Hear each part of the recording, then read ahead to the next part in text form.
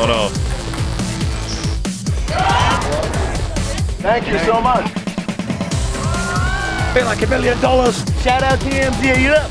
Let me check out that rig. TMZ stands for the Mayweather Zone. How'd you find me, bro? I got my disguise on. I love my TMZ family.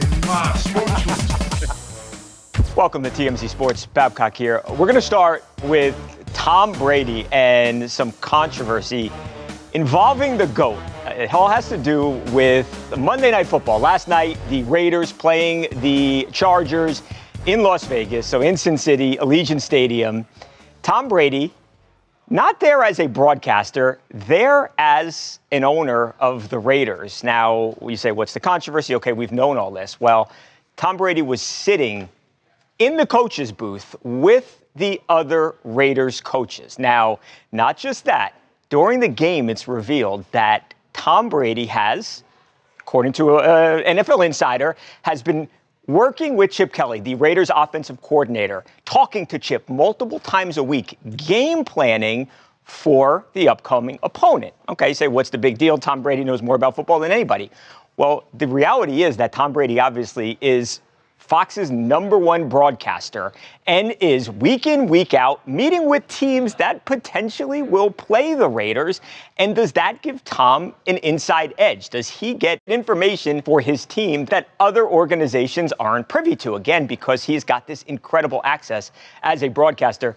Lucas, that's what the controversy is today. And I think when people saw Tom in that booth with that headset on, everyone was like, this does not feel right. This does not feel fair. Well, not everyone, because Raider fans were probably loving it. This is a guy, sure. Everything he touches turns to gold. Sure. But yes, a lot of the other people were bringing up the question, okay, well, what if Tom Brady calls a game week 1 and then we face them a few weeks later? How does this all play into the unfair advantage here, or if there is a competitive advantage?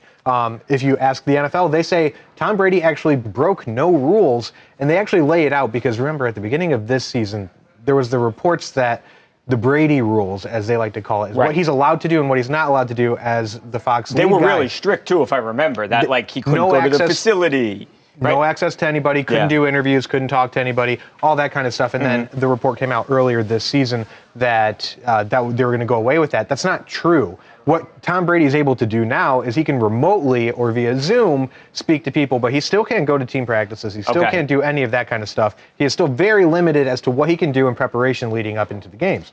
But with that being said, the NFL came out, long, lengthy statement defending what Tom Brady did, saying as a limited partner for the Las Vegas Raiders, he is totally able to do this. I almost think we're talking about two different things, though, and tell me if I'm wrong. It's the NFL, they come out with the statement like Lucas just said. The statement was that there's no rule against a minority owner, Tom Brady, from sitting in the coach's booth. But that's not the beef that everybody has. The beef is that he gets this extra intel as a broadcaster and then shouldn't be able to coach the team, essentially. Right, and I think that all stems from preseason, like Lucas mentioned, that there was these laxed rules. They were going to lax the Brady rules. And the reality is they really didn't lax the Brady rules. He's allowed to Skype into production meetings with these people. But we've had this conversation off camera. Like, how much are these coaches really giving away in those pre-production meetings? I mean, they're talking about third-string running backs that have looked good in practice. You know, not things that we already know. I mean, when have you watched a broadcast and be like, no way? I think there's a perception that the coaches are given, hey, we're going to scheme this like that, or we're going to run these plays. I don't think that's happening. It's all fluff. Everything that they're giving them is just like, here's a bone, something that you can talk and sink your teeth into during the game, but it's not like this is going to be our strategy for the entire season. So then in week 8, Tom Brady can go to Chip Kelly and say, hey, this is what they told me. You know, that's not happening at all. Now, let me say this, and I think this punctuated it, and a lot of people had a problem with this because Tom Brady this week, tell me if I'm wrong, Ed, Cowboys fan, Ed, where it is. This week, the Bears and the Cowboys play. Tom Brady's calling that game. Who do the Raiders play then the following week? They play the Bears, right? And so Tom is going to be with the Bears coaches virtually fine. He's going to be with them. So I think that kind of amplified what the issue was last night. Now, who was it? Was it Peter Schrager? Yeah. Peter, to give Peter credit. Peter Schrager had the scoop that, Tom is talking to Chip Kelly a couple times a week after the game then. And the Raiders, by the way, lost with 20-9, I think. The Raiders lose. The Raiders are 1-1. Chargers 2-0, looking good. After the game, Pete Carroll, the Raiders' new head coach, he attempted to sort of, douse some water on this report. Here's Pete Carroll. Pete, there was a report that Tom Brady meets 3 times a week or so with Chip Kelly, goes over film with him. We saw him up in the booth with a headset on. I just was curious your thoughts on that level of participation with Tom Brady. Yeah, that's not accurate. That's not accurate. That's not accurate. We have conversations. I talk to Tom. Chip talks to Tom regularly. I mean, we have a tremendous asset, and so and we all get along well, and we respect each other, and so we just talk, about life and football and whatever it comes, and he has great insight. So. We're lucky to have him as an owner. Look, I think he's got some level of involvement. There's no way that they've got Tom Brady sitting there and nobody's asking Tom what he thinks. In my mind, that's too far-fetched for me to believe. Do I necessarily think that he's game planning 2 times a week on the phone with Chip Kelly for hours? Now, I don't necessarily believe that either.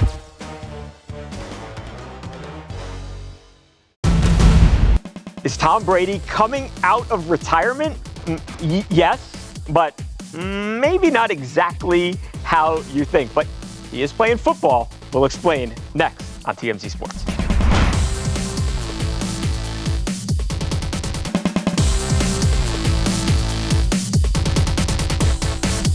Tom Brady here. I'm very excited to unretire and come back and play in another incredible flag football game in Riyadh, March 21st, 2026 for Riyadh season.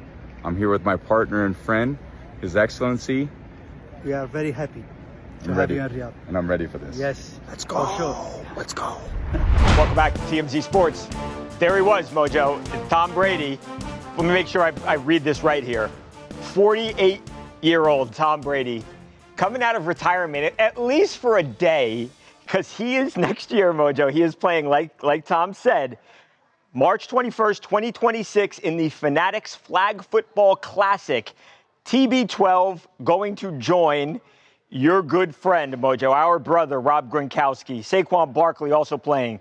Cowboy star receivers, CeeDee Lamb, Myles Garrett playing, Sauce Gardner, Christian McCaffrey, Max Crosby, and more. They've got, look, Saudi Arabia, they've got, and this Turkey guy, by the way, who was the guy who put together, along with Dana White, the Canelo Alvarez and Bud Crawford fight. He's got all the money, and they have gotten some big NFL stars here, Mojo. Yeah, man. Hey, this is Riyadh season, Babcock. This is big-time business. I mean, the WWE, UFC, all these sports leagues, I mean, they send their biggest events over to Saudi Arabia for Riyadh season. It's a spectacle for all sports. Keep in mind, too, Babcock, they don't even have football in Saudi Arabia, so I'm actually curious to see how this is going to be received. I know how it's going to be received. It's going to be fun. I'm just wondering what the turnout is and what that's going to look like, because if it's good, it's a lot of travel, but maybe the NFL expands their international season to do a game out in Saudi. That's going to be tough. It's definitely going to have to be either preceded or followed by a bye week if you're going to go out that way with the time How long change. does it take, Mojo? You've been out there, you've wrestled out there. What's the travel like? And what were, I obviously understanding one's professional wrestling, one's football. What was the fan interest, though, like when you were there? Yeah, absolutely. Well, first of all, they're 8 hours ahead. Okay. So it's a pretty significant time difference. Challenges there just alone. Yeah, I mean, look, they're going to be flying direct. It's not like they're going to have layovers on the way there. So don't hold me this. I think it's something like maybe like 12 hours or so, depending on where you're flying from. So it is a long one. You got to expect that these NFL players will be flying over there with lay flat beds, which makes all the difference in the world. But I can tell you, man, when we would go over there for the WWE shows, I was actually the Middle East liaison when I was with WWE. So when I would go, they would send me over there 2 weeks prior to the show to do all the media and hype up the region, Good Morning Arabia, and all these things.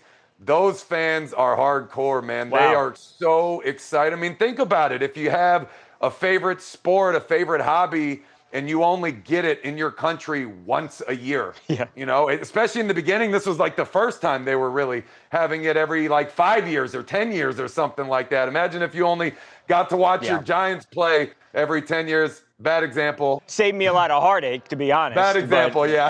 Maybe back when they were winning Super Bowls, different situation. Now, not so much.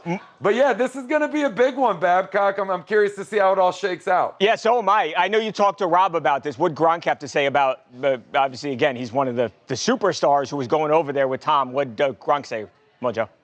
He's excited for it, man. I mean, look at it from his perspective. One, he gets to go over there. I mean, the hospitality in Saudi Arabia is second to none. The food, the hotels, everything is just, I can't stop talking about it. I told him, you're definitely going to gain weight when you come back from this thing.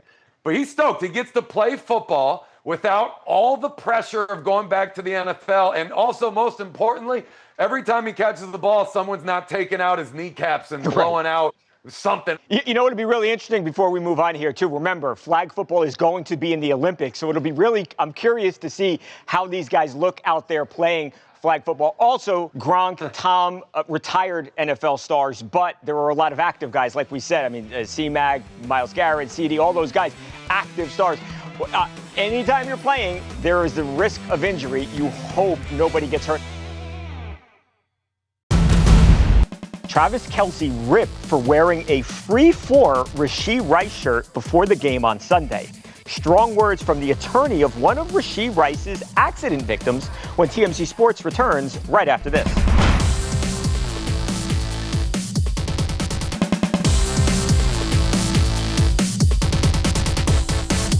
Welcome back to TMZ Sports. Travis Kelce is under fire for his wardrobe, but it's not that pantsuit that he was wearing on the way into the stadium the other day on Sunday. It is for what he was wearing on the field before the game, as he had a shirt on that said free for, number 4 being Rashee Rice, of course the suspended Chiefs star, who of course we know was involved allegedly in that accident and fled the scene. Yes, it's not even alleged anymore. That's the thing about this. He's pleaded guilty to being involved in a collision.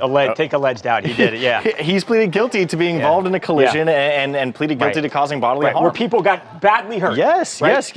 So he gets the 6 games for a reason. It's not, this isn't some sort of like slap on the wrist that like it was a controversial punishment. It was not whether or not he should be suspended. It was how long should he be suspended. So anyways, he wears this shirt and obviously people are offended. Hey, it's not just him though. Tyquan Thornton, the wide receiver, wore a shirt as well, the same free Rashee shirt. Luckily for Tyquan, the other guy was Travis Kelce, so he's getting all of the attention. So of course there were victims of this crash, and multiple of them have sued Rashee Rice. One of them is Catherine Kukendall.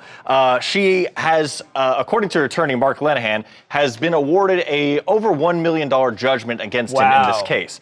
But Mark says Rashee has not paid up, so he's understandably furious, if that's true or not, with this whole situation, because he sees Rashee being celebrated on the field by his teammates, and he says, whoa. So we spoke with him, we asked him for his opinion on the matter, and here's his statement. This is, he went in here. This is not like, It's not, Mark Lenahan says, there's one line in here. I respect that Kelce and Thornton support their teammate, but the gym teacher, in quotes, needs to talk with the history teacher. Obviously, that's a reference to the Taylor Swift caption in their engagement. Rashee isn't Nelson Mandela or Pepe Mujica, men who fought for what they believed in. There's evidence that Rashee was going 119 miles per hour in a $1,700 per day Lambo rental that had pot and a pistol in it on a highway on Easter weekend. Free Rashee, he already thinks he's getting away scot-free. He's not paid a single cent of the $1.1 million judgment he already owes our client, who is living anything but painful. Wow. So he's not happy with this. I mean, that Rashee isn't Nelson Mandela. I mean, that's a line. That's a line. I know, I get it. This guy, he is an advocate for the person who was minding their own business and then gets slammed into by this football player who then again leaves the scene. You guys may remember, we've got that video of him literally walking away from the scene as the crashed cars are in the background there with some buddies. And they're really upset about it, as you would expect. This person is going through these painful injuries. And you know, Mojo, I understand where the attorney's coming from here and why you don't want to see Travis Kelce on the field with a shirt that says, hey, free this guy, as he's at that point not even sat out for 5 quarters. I gotta say, I'm on the attorney's side on this one. I wouldn't love to see the shirts. Rashee Rice did something incredibly dumb, and then walked away from the scene of the crime. It's all on video. There's obviously speculation as to why he walked away from the scene of the crime and how, if he stayed, potentially that could have been a way worse situation for him. But that's speculation. As for this, wearing the shirts, not a great idea. However, I want to put myself in Travis Kelce's shoes for just a second, and this is where leadership in a team gets very, very difficult, right? If you have some of your teammates that are going to go out there and wear this shirt, and they come up to you in the locker room and they say, hey, we need you to support our brother, we need you to support our teammate, and wear this shirt as well. This is the definition of a lose-lose situation for Travis Kelce. I'm not saying that's what happened, but to any player that this happened to, this originated with somebody. For everybody else, this is a brutal situation because, one, you're either going to wear the shirt and you're going to ignore the criminal justice element. You're going to just bypass everything that the victims went through. But say you refuse to wear the shirt, where does that leave you in a locker room? Does that start to chip away at camaraderie and friendships when Rashee Rice comes back? And people have a short attention span, right? 2 weeks after he's back, he has a couple big games. Everyone forgets that this even happened. Sure. That relationship with Travis Kelce and everyone else who may have not worn the shirt may never get repaired. You're talking about going and being in the trenches with your teammates. That you're never going to have that again. We were going to play Andy Reid for you, obviously Chiefs coach. I'll just summarize quickly what he said here. He basically said, look, I don't think anybody meant any harm by this, but the bottom line is that Rashee Rice is beloved by his teammates, Travis Kelce included, and Coach Reid said, I think the guys were just trying to support their brother here. So, again, a 6-game suspension for something that was very serious. The attorney's statement here spoke very loudly. Up next, Netflix releases the numbers from the Bud Crawford-Canelo Alvarez fight last weekend. Did they draw more viewers than last year's Netflix bout between Jake Paul and Mike Tyson? Stay with us.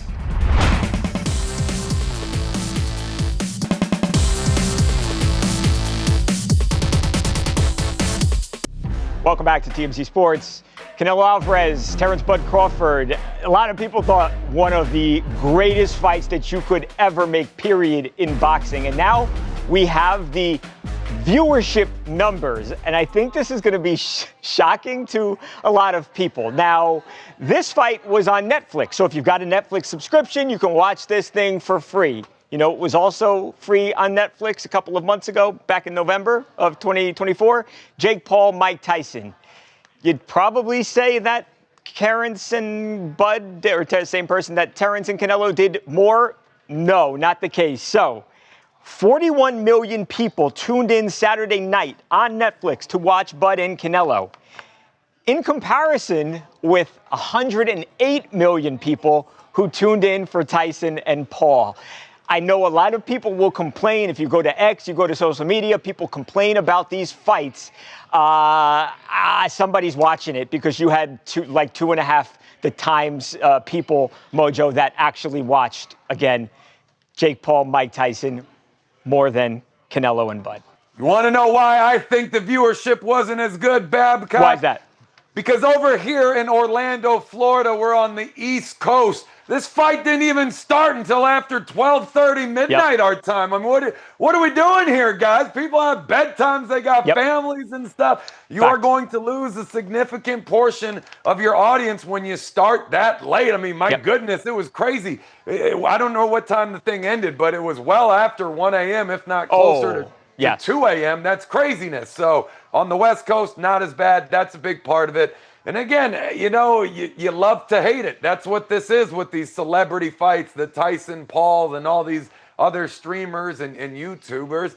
They get views, they get clicks, they have tons of following. People want to see what's going on. Yes, the hype is greater than the fight itself, but unfortunately, clearly, that's just the era we're living in right now. Yeah.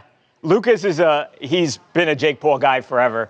You look like you looked mad, and then I said Jake Paul, and you just light up. Just thinking about. Are you surprised? Jakey. Are you surprised? Are you surprised? No, because people still don't understand the kind of impact that Jake Paul is having on the entire sport of boxing. Now, I am not saying he's one of the best boxers out right now. Right. We all know where he stands. Yeah, he's been in the sport for a few years. That's it. But what he is doing cannot be denied anymore. Right. I mean, would you have the two best boxers, two of the most popular boxers as well, Yes. the pure boxers, Right. Canelo and Crawford. We Future put them Hall of Famers, legends. We put them on the same platform, make it free to all Right. Netflix subscribers, and Jake Paul versus Mike Tyson, who everyone swore up and down, Jake Paul's going to lose. Right. This is going to be embarrassing for Jake Paul. No, he went out there, he did his thing. Now, was that a very boring fight? Yes, it was. It was not fireworks. Yeah. This was, and it was not. So what Jake Paul is doing, we're going to see this 20 years from now, the impact that it's had, because he has a youthful audience,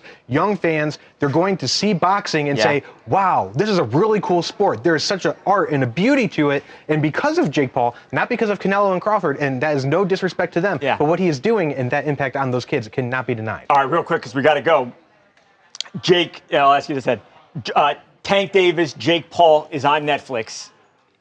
Does that do more than Canelo and Canelo and Bud Crawford? I would imagine significantly. And I also think, to Mojo's point, as long as it's after or before midnight on the East Coast, I think it does as well. Right. They need to do that. That's something. It's not just boxing, by the way. That needs to change across all sports. Like, if you want kids, like, kids are your future fan base. You've got to have it so they can watch the damn thing, guys. Like, you can't put the fight on at 3 a.m. That's something that drives me crazy about sports. Anyway.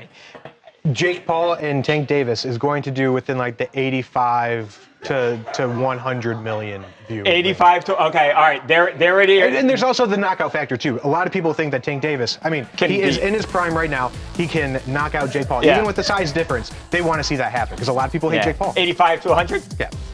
I'll take the over. Million. No, I got that much. We're out. We'll see you tomorrow.